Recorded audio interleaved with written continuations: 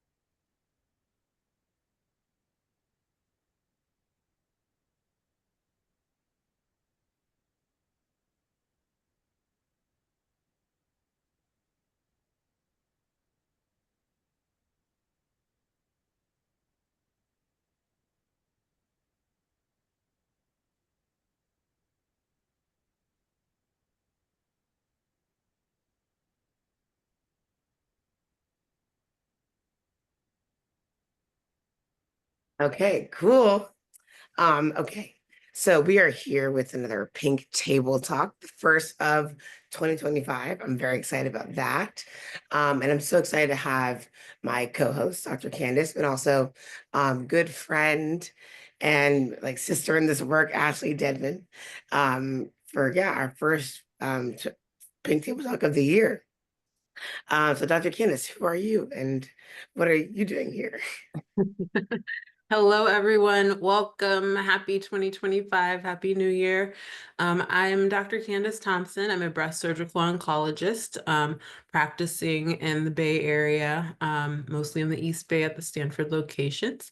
And I'm the co-host of the Pink Table Talk. Very excited to be here and to have Ashley with us today as well. Ashley, you want to tell us about yourself? Hi, Dr. Candace. Hey, Haley. Y'all, it's 2025. Like, what happened? Crazy. And this year's coming in hot. So Yes, literally.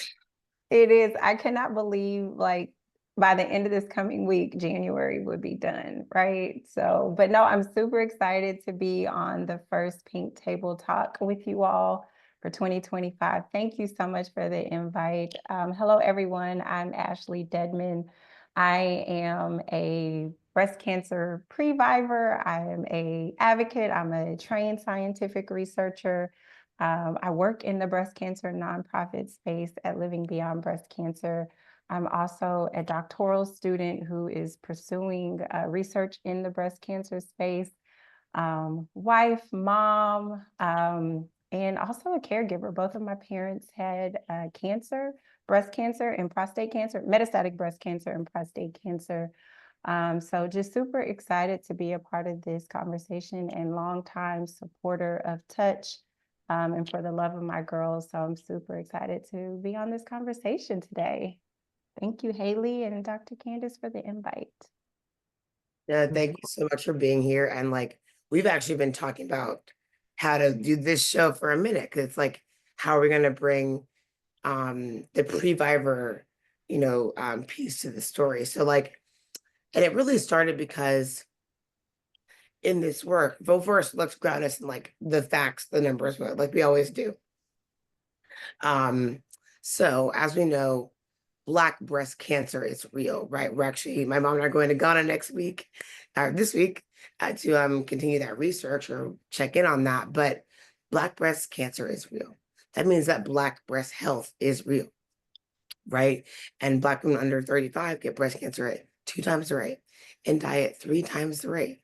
And so it's something that you don't really think about until it's affected you, you know? But that was how we started this conversation because I was like, you know what? It's crazy to me that when my mother was sick, no one said, hey, your 2 daughters are here. You guys should do genetic testing. You guys should do XYZ. Like no one said that in that moment. And so it's really hard to find people. Well, it's hard to find people and like tell them about breast cancer if you've never been affected by it. But if you have, as a previvor, like it's just we've missed out on telling so many women that we should be here are the things you should do as part of your Black breast health now, right? And so, um, Ash and I've been thinking about how do we bring this combo to the table? Have we had this moment? Because I kind of want to start off by sharing uh, a couple of different things about that moment. But before we get there, let's like do a quick update. Ashley, since we last spoke, you were not at LBBC. And so now you are. And I want what's going on at LBBC this year, and how can the audience be a part of that? Yeah, so since the last table talk I've transitioned to living beyond breast cancer. I will be there almost a year in a couple of months, and it's just been a great opportunity to transition to such a great organization. And we have a lot of great things coming up this year. Actually, coming up in March, we have our annual Metastatic Breast Cancer Conference that I'm super excited about, to be able to provide updated, trusted information to the metastatic community. My mother had metastatic breast cancer, so this is something that is really near and dear to my heart.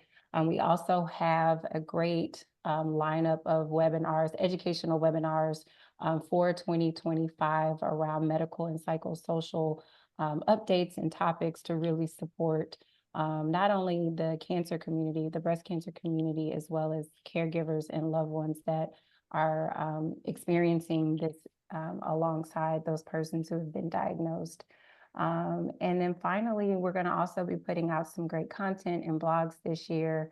So just super excited. If you want to get connected, go to lbbc.org.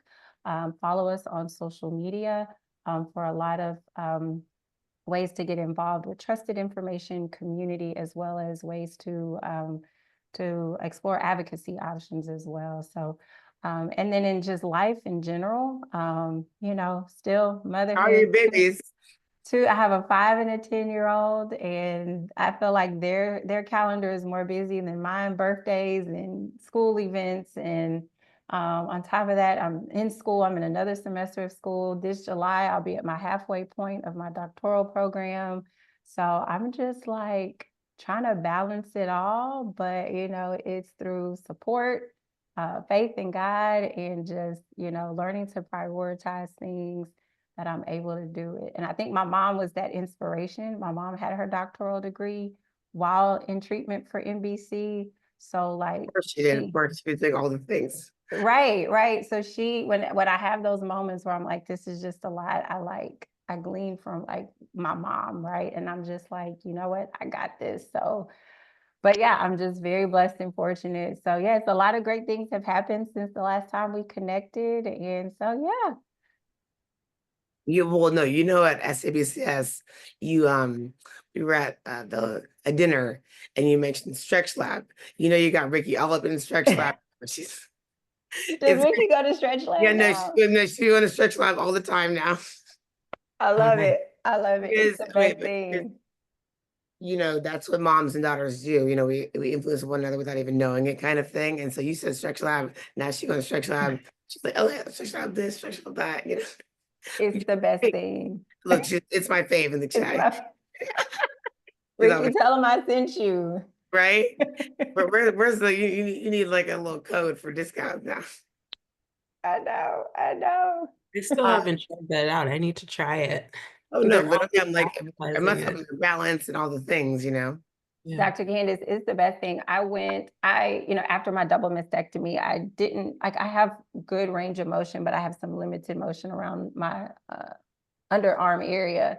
Right. And I started going to Stretch Lab maybe about 3 years ago, and it has just been the best thing in my life, really building back that mobility and just that strength.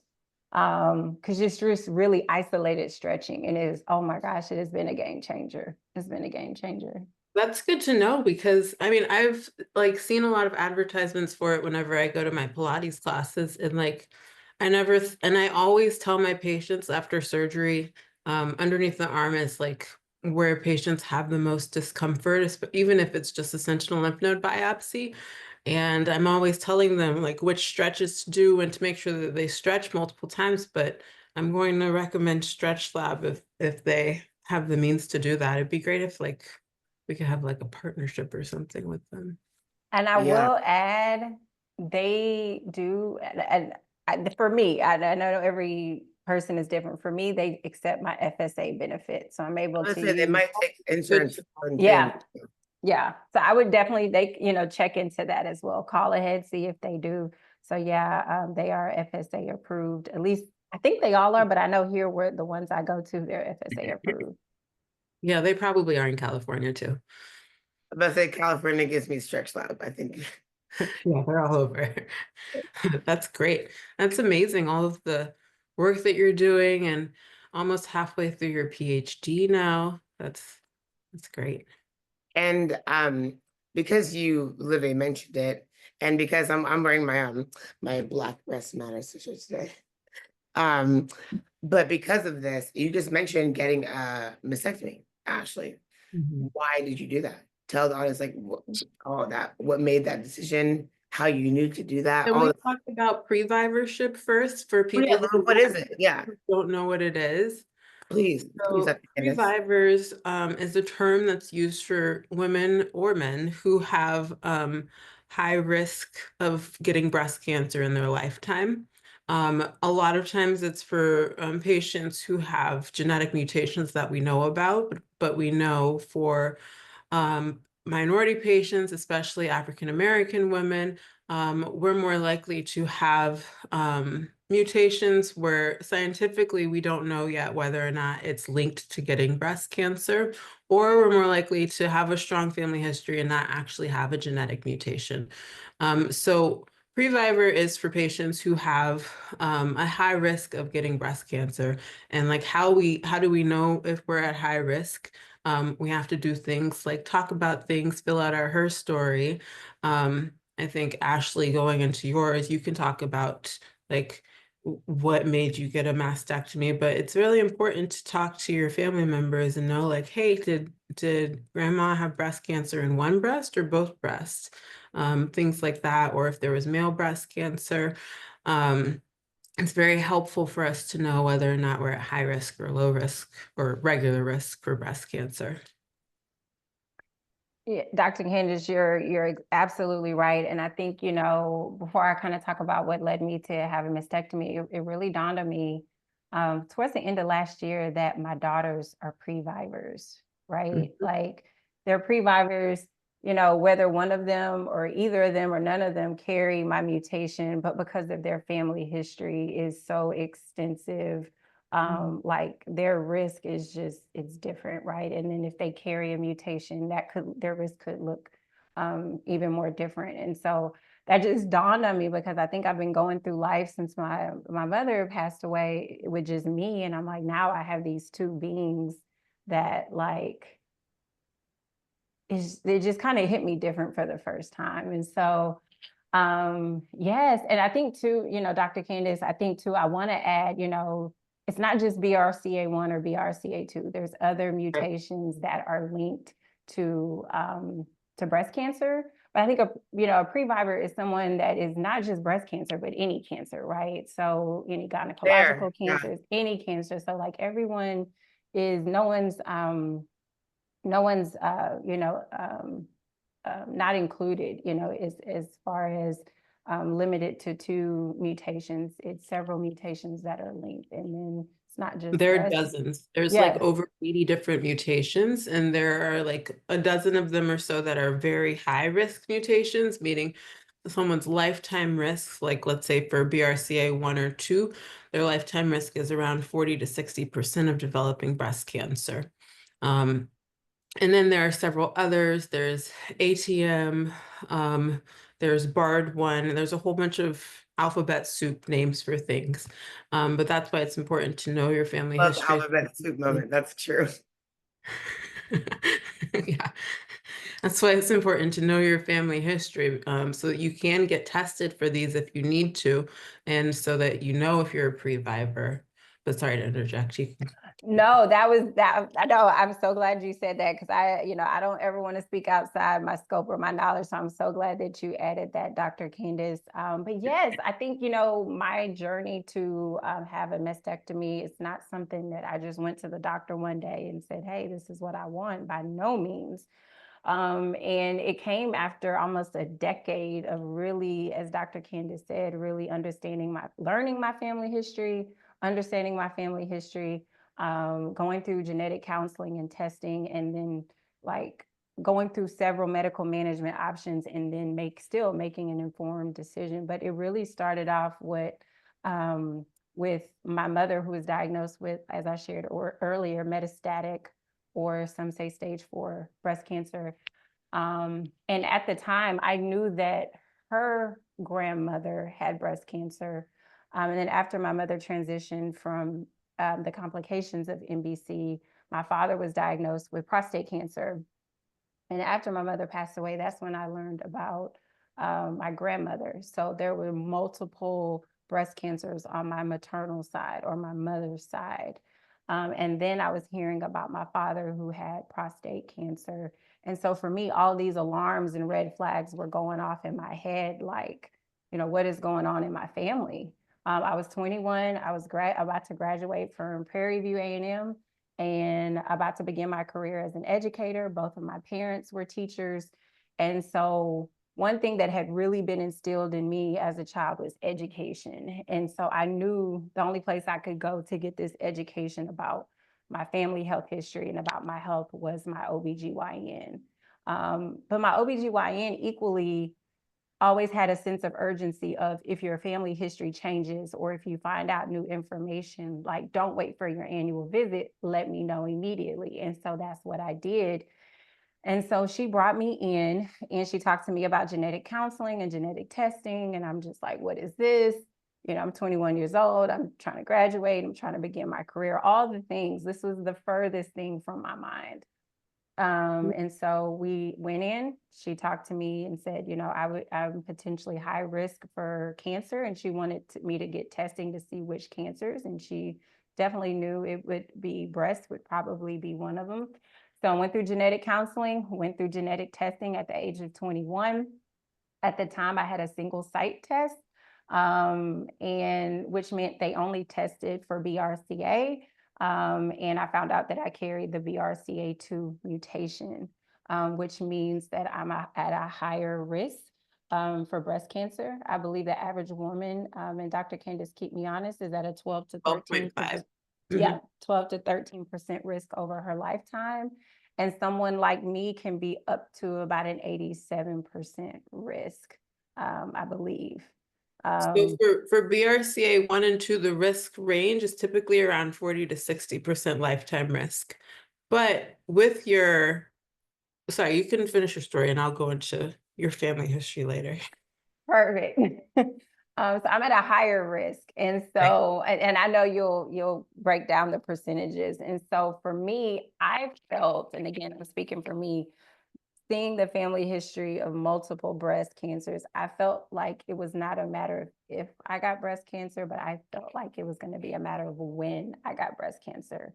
And so my mother had passed away. Now my dad was diagnosed. I just got genetic testing, and now I'm immediately seeing a high-risk oncologist.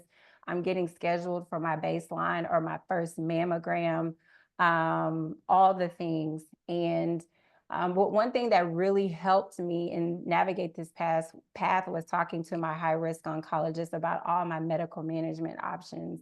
And so we talked about early initiation to screening, which was having my first mammogram, breast MRIs, breast ultrasounds every 6 months, kind of to aggressively monitor my breast health, which I felt empowered to do because I knew every 6 months I had a touch point to know if something were to develop. I had a 6-month window, right? We also discussed hormone therapy, as well as prophylactic or preventative surgeries. And I was 21, and for me, I was a teacher. Haley, you're a teacher, so you were a teacher, so that was perfect. Summers, holidays, it was perfect. I could go in, I could get my screening. That form of medical management was appropriate for my life. I think you inspired me out on that 6-month schedule. Like, I think you helped me figure out, like, that would be, because I feel cozy doing that given my, own family. But that 6-month schedule feels good. It does. It does, because you have the time to do it. And so it was convenient. And so did that for about 10 years. I think for me, I was also wondering, like, I was dating my husband at the time, and I'm like, is this going to be a deal breaker for him? Because, like, my doctor is telling him, like, your girlfriend has this higher risk of breast cancer. And in my mind, I was like, oh my gosh, like, we've been dating so long. Is this Oh, going to be a deal that's like a thing. You're breaker? like, yeah, It is. Like, this is not something you mention on a first date, right? yeah. When do you mention it? I I feel like know. I sometimes don't understand the gravity of some medical situations, though, Yeah. personally. Yeah. But And so I just remember bringing him with me to one of the appointments, and he's very logical, like he's a numbers guy. So, he was like, "Oh, okay." It makes sense. And of course, lo and behold, we're married. But and he's such a great supporter. But so for 10 years I had aggressive, my medical management was aggressive surveillance. And it worked for me until it didn't. And by that I mean life just looked different. Was married, had children, and those every 6 months I had switched careers. So those every 6 months were they were not conducive to my lifestyle anymore. I was missing appointments, which I told myself I can't do because I know my risk, right? And so after breastfeeding my first daughter, because that was something that was really important for me, I decided to, after talking to my husband and praying and talking with my medical onco, I started to explore options about a prophylactic or preventative double mastectomy, which they went in and removed, as my doctor said, you can't remove 100% of your breast tissue, but they went in and removed a good portion of my breast tissue. They left the tissue under my lymph nodes because I was undiagnosed. And I had that double mastectomy to drastically reduce my risk. So I like to brag that I'm below average, because a lot of times we that saying where, I'm not your average woman. No, I am a below average woman in this sense. And it wasn't an easy decision. And so, That's a big deal to say I am proactively going to cut off my boobs. It's a big measure to take in order to impede this from happening, or that fear, right? And so it like again, big decision to make. big decision. And it's not an easy one. And I want to acknowledge that some women don't, it's not a decision, that's what they have to do. Yeah. And so because they've received a diagnosis. And so by no means am I comparing myself to a woman or a person that has been diagnosed. But I think for me, it was the trauma of seeing what this disease had did to so many generations before me. And I did not want to be next. And so, And now you have daughters, right? You're thinking about the yeah, next generation. yeah, absolutely. So yeah, that's kind of how I got to having a double mastectomy. I explored my options. I had, I had the facts. That facts were my family history. The facts were my genetic testing results. I explored all the risk management options that were good for me and my family and where we were in life. And I was just an advocate for my health. And even to this day, I'm still receiving transvaginal ultrasounds and CA-125 blood work because I'm also at a higher risk for ovarian cancer. And then I have an elevated risk for pancreatic cancer. So, Dr. Candace, I just had my first MRCP. It was like that's magnetic resonance for the pancreas. Yeah. Yeah, it's an MRCP, right? Yeah. Yeah. So I just had that to look at my pancreas. So just doing all the medical management things just to stay on top of my health for what I can do. I mean, I can't, remove every part of my body, which I would not want to, but wherever the science and the technology allows for me to have, screening to stay on top of it, that's what I take advantage of. Thank So you. on that note, yeah. Sorry. No, I was just saying on that note, like, all of this because you have some understanding of your risk, right? And so what when should one do a risk assessment? How does that work? Yeah, Dr. Candace, when should the young Black woman start to think like, oh, what am I at risk of, and how can I help myself now? Yeah. So first of all, I want to commend your OBGYN for being on top of everything, because something that I don't really, not to say anything about OBGYNs, but in general, I don't see that often where like the doctors are on top of the patients like that, like making sure that they get like genetic testing or risk assessment when they should. Um, as far as when to get a risk assessment, all women should really get a risk assessment starting at age 25 or 10 years earlier than when the first family like mother or sister had breast cancer. Typically, we start around age 25. And then for those patients, there is a calculator where we can assess how long the body's been exposed to estrogen, which family members were diagnosed with breast cancer. It takes into account bilateral breast cancer, so breast cancer in both breasts, as well as ovarian cancer. It does not take into account prostate cancer, but we know that there are links to prostate cancer for BRCA1 and 2. So it's very important to know that history. So like my spidey senses went up when you were like, my mom had metastatic breast cancer and my dad had prostate cancer. So I hope he was tested. But that's a whole nother story. So yeah, recommend at age 25 or 10 years before when the first family member, like first degree relative, had breast cancer. And then as far as the risks themselves go. So for BRCA1 and 2, and for a lot of other mutations, these sort of run in syndromes, meaning there can be multiple different organs that are at elevated risk for cancer. So for BRCA1 and 2, it's not only breast cancer, it's also prostate cancer, pancreatic cancer, ovarian cancer, melanoma. There's a slight increased risk with colon cancer as well. For a lot of patients, so as far as screening goes, we typically recommend if you're like starting at age 25 to start getting MRIs. And then around age 30, we start doing mammograms and MRIs. We can do the mammograms earlier than age 30.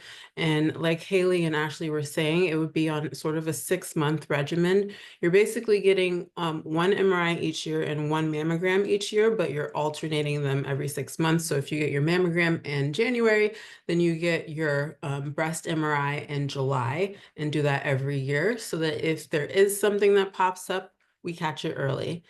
Some women are okay with just continuing to do that for like decades. And some women are like, my risk is very high. I don't want to think about this. I don't want all of this anxiety. For patients who have very high risk, such as like the BRCA1 or 2 or ATM, CHEK2, PALB2 mutations, that's when we start talking about prophylactic mastectomies in order to remove the breast tissue before any breast cancer develops. I can go into like mastectomies with you, but also one other thing I wanted to note is for BRCA1 and 2, due to the elevated risk of ovarian cancer, it's really important to also talk to your gynecologist. Usually it's a gynecologic oncologist about prophylactic oophorectomy or oophorectomy in order to have your ovaries removed, because studies have shown that having the ovaries removed helps with survival more than having the breast tissue removed does, just because of how aggressive ovarian cancer can be. Dr. Candace, I have a quick question. So my dad, just to answer your question, my dad did get genetic I didn't have to testing. answer, but that's good. Yeah, he did. No, I'm very open about it. He did get genetic testing, which I'm super proud of. But with the last statement you just said, so I still have my ovaries, but my oncologist, my uncle gynecologist, we're exploring removing my tubes first. Because I'm 39, so we're looking at removing my tubes first, and then when I get closer to menopause, probably around 45, then going in and removing my ovaries. Because I think she shared, and I don't know what percentage, but she said, with a lot of the ovarian cancer can begin in the tubes. So that's, what we're looking at for myself as far as my medical management. And so I'm just kind of curious as to just kind of like, she's explained it to me, but just kind of curious as to more like why a person, and I think a lot of it is because I'm also high risk for heart conditions. I have a lot of heart conditions in my family. So she wanted to delay okay, my that's why she ovary wants to- removal as long as possible.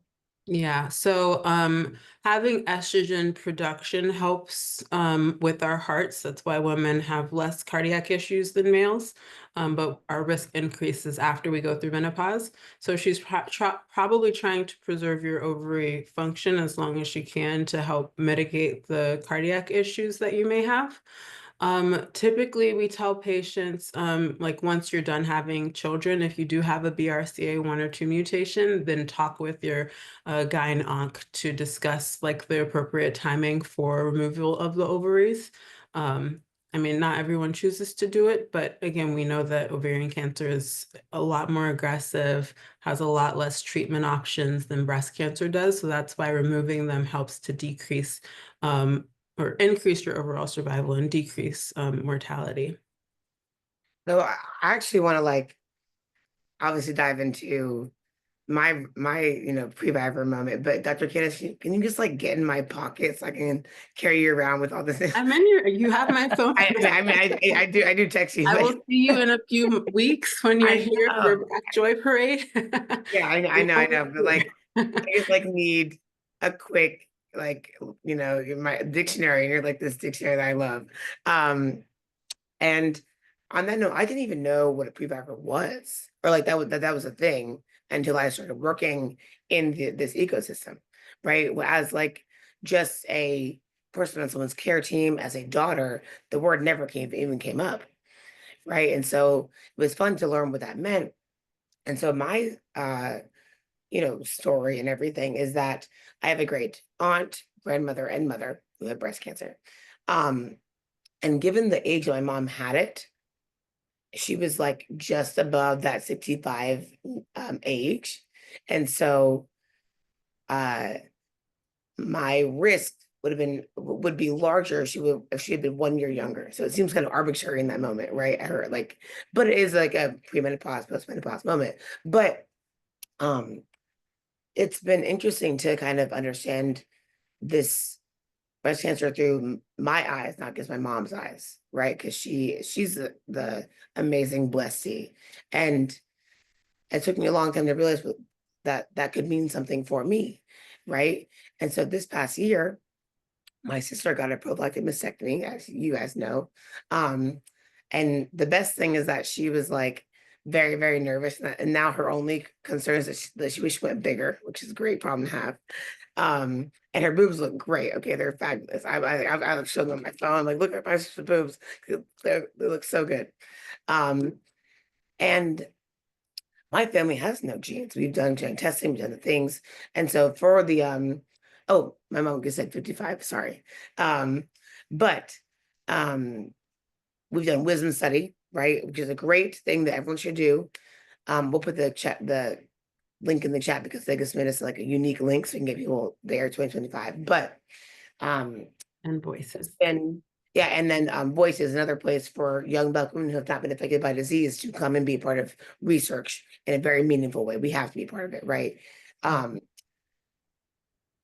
my family has no genes, and so it's kind of just like, what's and I say known genes in a way that like there's so much more research to do, some work to be done around that, how the things we're testing for.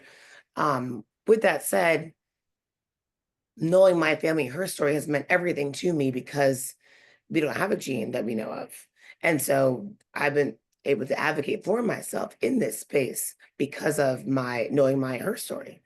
So my sister last year had the prophylactic mastectomy, and I would say like the weight that I feel like it took off my mom being the blessee and her just being a mom who's like, naturally concerned about her two daughters. But also like as a survivor, I think that there is like am I going to pass this on? Am I going to give this to my daughter, my family? And I feel like the weight that took off her shoulders, that my sister now her risk has like, you know, dramatically changed. It really took a weight off our whole family. Yeah. And so, and I was, as the younger sister, we're 7 years apart. I was like, oh my gosh, she did that. Like, if she can do it, I can do it, kind of thing. So I too intend to like breastfeed my babies one day whenever that happens, and then do it. Because and everyone gets fake boobs anyways, right? I watch all this trash TV that got fake boobs anyways. It's like as long as get them. And there's multiple options too for reconstruction. So like you could essentially have something similar to a mommy makeover. Yeah. A lot of my patients, like you can't even see where I did the incision. You can't even tell that they had their breast operated on. There's something called a nipple sparing mastectomy, which is where we keep the skin envelope as well as the nipple and the areola and remove all of the breast tissue up to 99% of breast tissue underneath. And then the plastic surgeon will either place an implant for reconstruction or they can do something called a flap, which is where it's basically most plastic surgeons do it where they use the lower abdominal tissue. So you I get was like, take my tummy, and then we'll you get a tummy tuck with it, and you don't ever have to replace them because it's your own fatty tissue.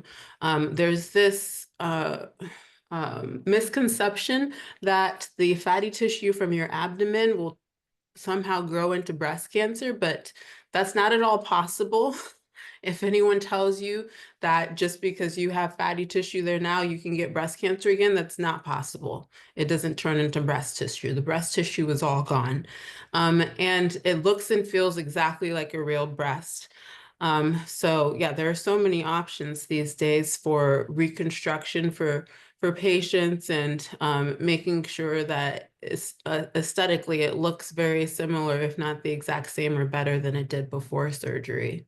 And then there are ways to provide sensation. So a lot of times for mastectomies, the skin will be numb after surgery, especially the nipple and the areola. There are ways to attempt to preserve the nerves that go to the nipple. It most of the time it does not feel the same, even if we do reimplant the nerve. But there are ways to help with sensation to the area after having this surgery. I have a quick question for the both of you. Do you all think that Black women who know they are high risk, whether it be because of a mutation or a family history, do you think that we are exploring all of our medical management options to reduce our risk, or to stay on top of our screening and surveillance? Do you think we tap into that medical management? I mean, the patients that I see do because I make sure they're getting their screening. But I don't have data on if Black women as a whole are tapping into that. We do know that there is data showing that Black women are less likely to have nipple-sparing mastectomies, to have reconstruction. So we know that portion. I'm not sure about the numbers for It seems very similar to thinking of like a clinical trial as a last resort, right? We don't know that that you can do these things preventatively, because again, I really feel like there's this missed population of Black women like myself who have been affected by breast cancer in their family and have been given no tools on what to do next, right? Or just even knowing that I got to go to my primary care to get a referral to do X, Y, Z. Just like knowing that process, right? And knowing that there are things to do. And there are, again, what Ashley did and my sister did is so commendable, but also like a big, y'all went for it. And like, kudos, like y'all went for it in a way that like, you might not want to do that. But again, love of my girls is checking girls every month. Know your HERstory, be a part of the conversation. You can like, there are so many ways to be a part of it, but there has to be a moment in which everyone that's being treated for cancer now, someone says, let me go talk to your families, because we got to go dive in here, because now that you have cancer, let's talk about the risk of everybody else involved. And I think obviously Dr. Candace says this, but like not everyone's Dr. Candace. So if you don't come across, then it's hard to know what to do. So I think we have to encourage, what we do in our work to say, hey, like, there's so much we can do in the meantime. And as we all know, go younger, right? Talk about during puberty. I was supposed to say, your baby is 10, you're having those conversations soon, right? It's like, because your boobs are changing anyways, like things are changing anyways, why not have those talks? Um, and actually, we started this conversation, over text months ago about like this concept of moms and like how we, um, care for them, become them, all the things. And it made me think of the narrative that the Black woman is stronger, right? That whole narrative. And going back to who was it? It was Dr. Sims, right? Who with the C-section. And so as he's creating the C-section procedure, he's testing on Black women, black slaves. No anesthesia, no nothing. His Torture. torture, literal torture. But when he performed it on white women, he to like after perfecting it on the Black slaves, he gave them anesthesia and things like that. So like we were just complete test dummies in this moment. And I think that's one of those stories that create that narrative that the Black woman is stronger. It was like where I first kind of clued into that narrative being a thing. Which we all know that like my paper cut hurts, same way everyone else does. Never, if you know me, I could throw a tantrum. So like, please don't. Like, I really can. Um, and I I know that that narrative does permeate my life in terms of like even my mom. I know she's listening here, but like even her, I know that it was difficult for her to even share her journey in the one day because she had to hold it down, had to hold down the fort, you know. And so, how do we one make these conversations okay? Because although I understand why she did that, I want her to not have to, you know. And so how do we make these things okay to talk about, our health? But also, what should we be doing to stop that narrative from being a thing? Besides having tantrums in public, which I do regularly. But No, I think that's a great question. You're right. Like a lot, when we look at the history of Black women's health, it is shaped by a legacy of systemic inequities, starting from the brutal conditions of slavery, that led to what we call it today, as health disparities. I think for me, I can say I was very fortunate when it came to pain through my surgeries and through screenings, I did a really good job finding doctors that I know first saw me not only as a woman, but a Black woman with a BRCA mutation. And I have very diverse doctors. And so I cultivated a relationship and an expectation of when I speak, listen. And it's a mutual respect. When they speak, I listen and we dialogue, right? Bi-directionally and ongoingly. When it comes to the pain, I think for me, it really hit during motherhood and pregnancy, right? It wasn't until, and I had a smooth pregnancy. I was very fortunate, but it wasn't until I started having contractions, my anxiety went up because I was like, I do not want to leave the hospital in a body bag, right? And I remember I built out a birth plan and I wrote a letter I have a Black OBGYN. That's one doctor for me that has to be Black. And I wrote a letter to the on-call nurses and the on-call doctor, just in case my doctor was not able to get there. And I started the letter by thanking them in advance for providing me equitable care, right?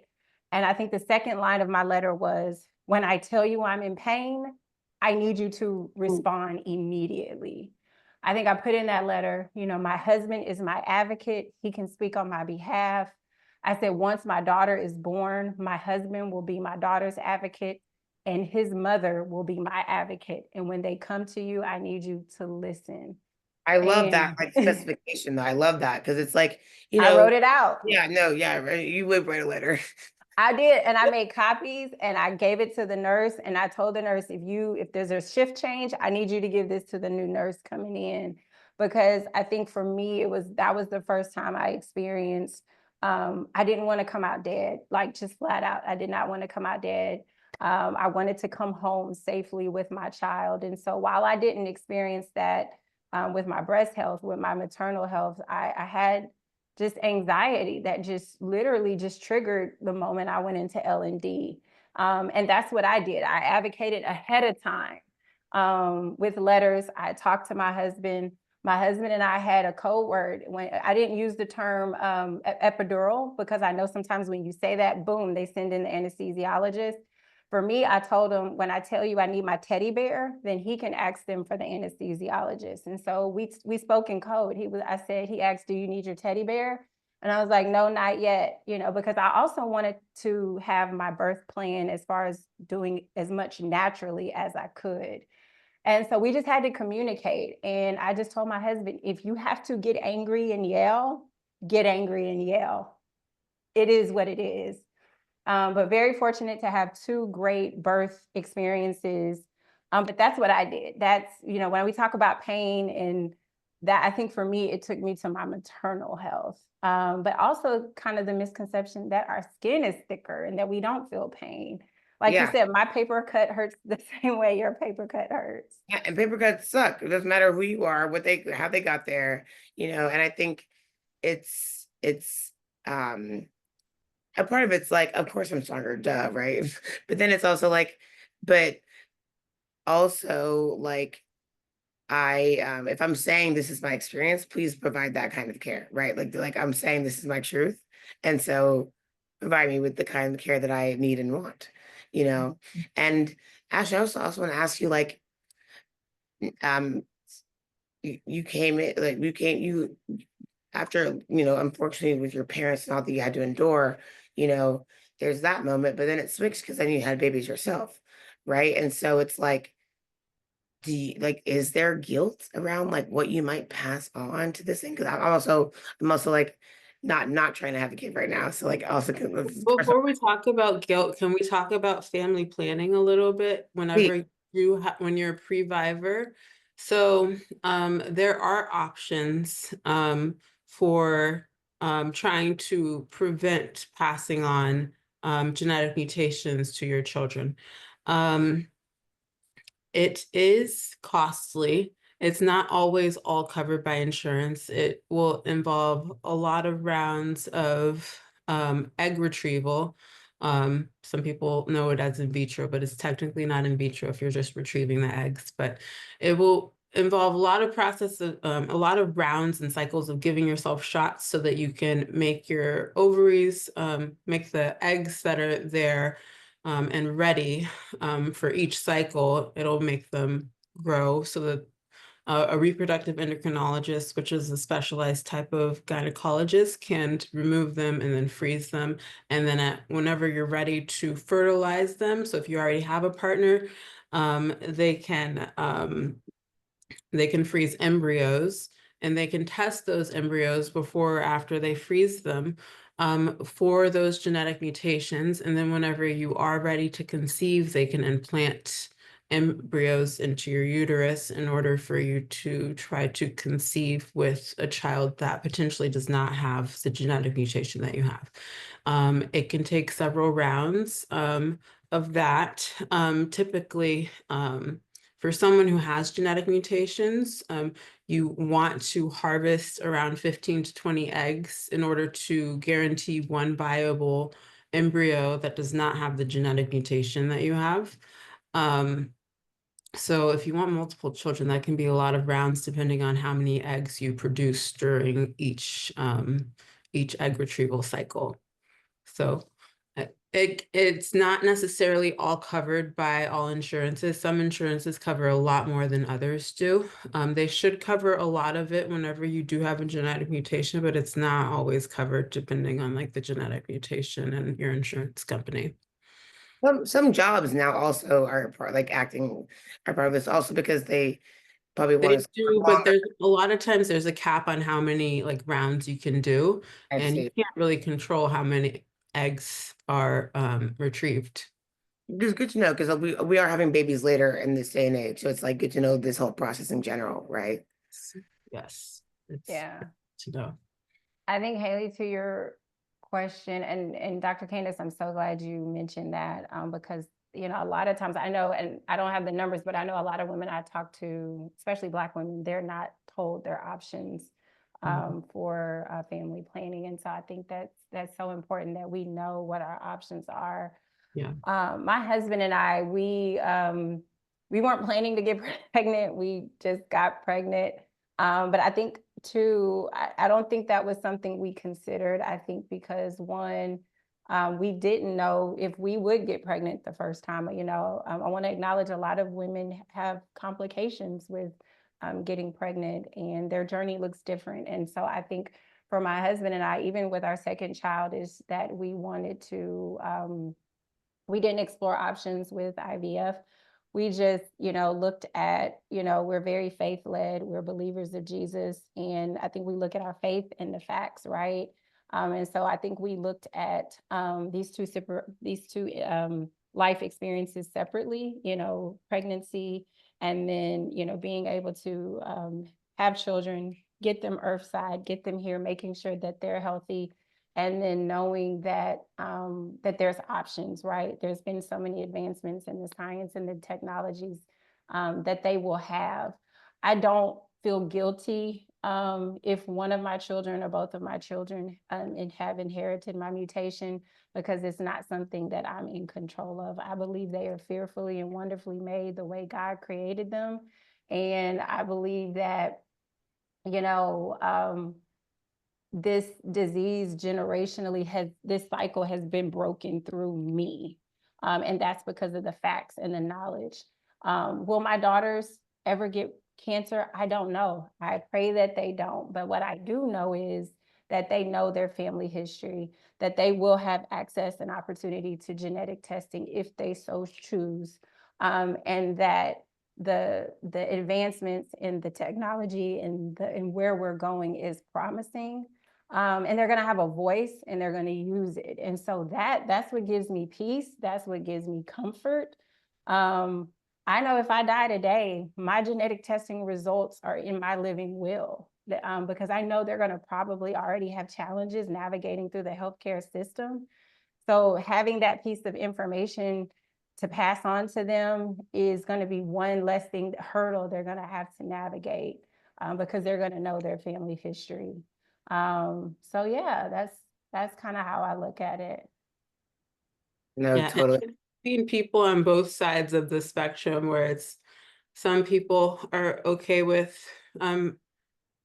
not doing in vitro, and other people really want to. It is a very large time and financial commitment because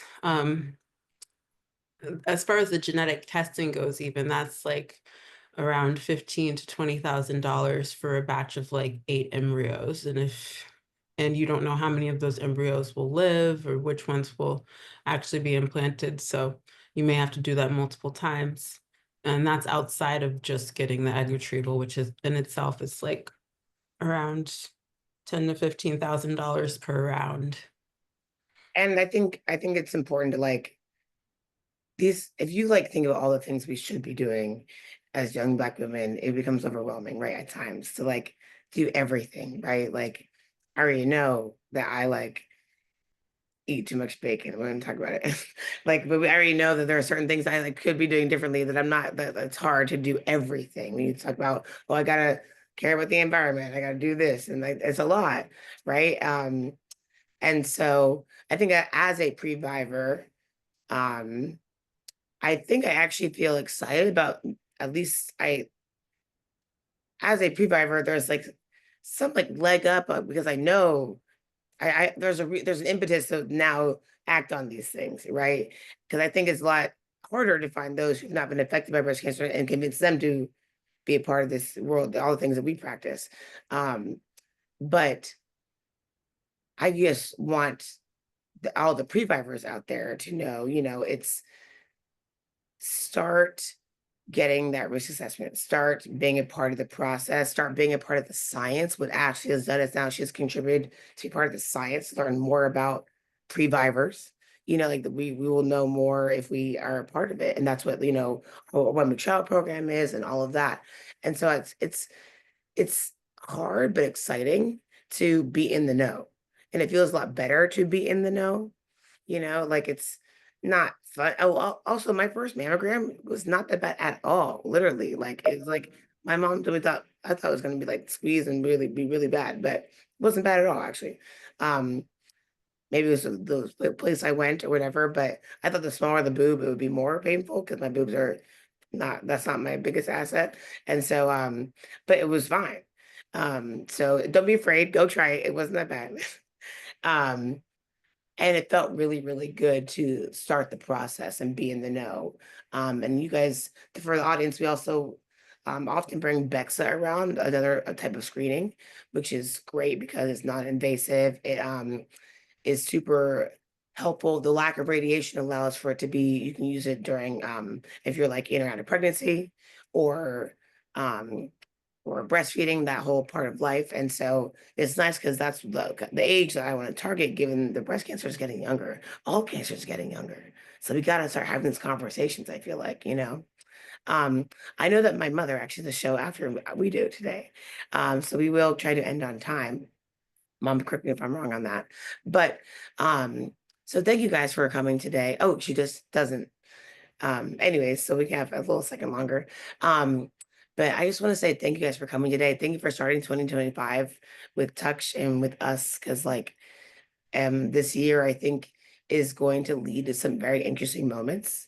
You know, we can say that for to say the least. And so it's a good time to be like vigilant and diligent about our health, Yes. you know, and really stay on top of things because things could change quickly. And I think we've seen last week, things could move in a way that like, we don't know, right? So stay on top of everything that we have to do. Because breast health is really important and can be fun. The way that touch, you know, we try to make it fun, keep it light, um, keep it sexy even at times. Because it's breast cancer, it can be really scary, and cancer can be a scary thing to think there's some impending doom, right? Like that's what the previvor, I feel think sometimes feels, right? This like weird impending doom. And as someone who's now doing the screening and things, that impending doom gets a little bit less when I'm doing the things I want to doing the screening and keeping up to date with all my things, right? Like I even just found a gynecologist I really love and trust, which took me a long time to do that. But like having like my solid primary care, my solid gynecologist, having an accountability part around screening because I like am in this space and I have to because I'm telling other people to do it, I could do it myself, you know, which is hard, but yeah, we have to. And so it's exciting. So before I say a couple of things about Touch to end, actually I can say that now, then we can all say our last little moments here. But Touch in 2025 is doing a lot. We're very excited about this year. It'll be our 5-year anniversary. So we have a big event coming in May. So put on your calendars, everybody, May 3rd and 4th, that weekend. I'm very excited about it. I think it's going to be very touchified, this event, because we are, yeah, we're not no basic bitches over here. Oh, that mama can say that, sorry. No basic people over here. We're going something crazy, you know, like us, might be in bathing suits, you never know. But then we're also doing a very, very big activation on the Vineyard in August, which would be very, very fun to bring that population screening again and really bring Black health to the table. And so I'm very, very excited about what we have going. I'm excited about reaching out to more previvors this year and really sharing that message and making sure that I even call myself one in my, like really label myself as that, because I don't think I've really attached that to myself all the time. Like caretaker was more the role that I feel like I was taking on. So the previvor language I'm really trying to adopt, because it's important to use that to activate me, you know, to do the things I need to do. So thank you, Black Doctor, and everything for our Pink Table Talk in January. Any last comments for the audience today, guys? I I would just, say make, oh, sorry. no, You go can go, ahead. Ashley.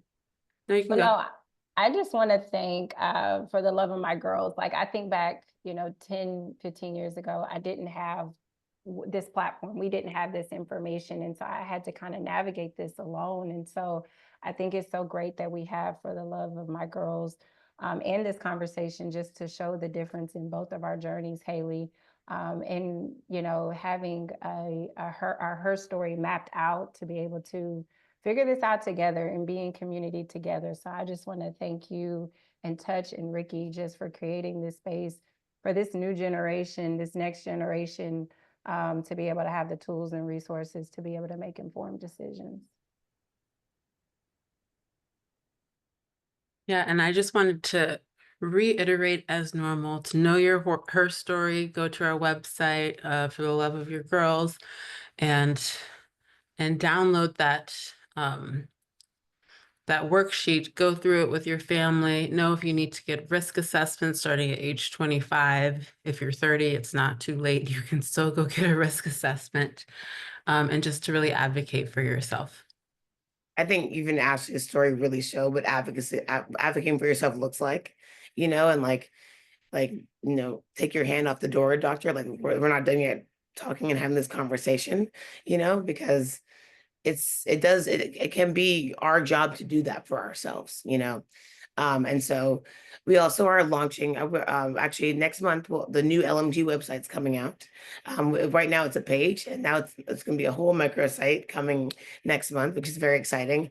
And there you can find our HERstory worksheet, our resource about being a girl boss, how to advocate, all of the things, right? Because we have to help each other and share with each other how to do these things, right? And so LMG has been great, and we're going to keep it going. And Pink Table Talk will continue. So you'll see us next month. And yeah, thank you guys. This is great. And so again, my Black Breast Matter. So make sure you are acting on that. And know that Touch is a resource for young women as well, right? We are trying to really make sure that we can be a resource for just really, I mean, really just Black women's health, right? That's really what it all is. But we focus on the boobs, but this is going to help us make all good decisions about our health, you know, by being involved in our breasts. So check out For Love of My Girls, loveofmygirls.org, at Love of My Girls for Instagram, but the GURLS, because we are Black women. And yeah, thank you guys. Thank Happy you. 2025. Happy Pink Table Talk. And we'll see you guys next month. Thanks, Haley. Thanks, Dr. Candace. Bye. Thank you.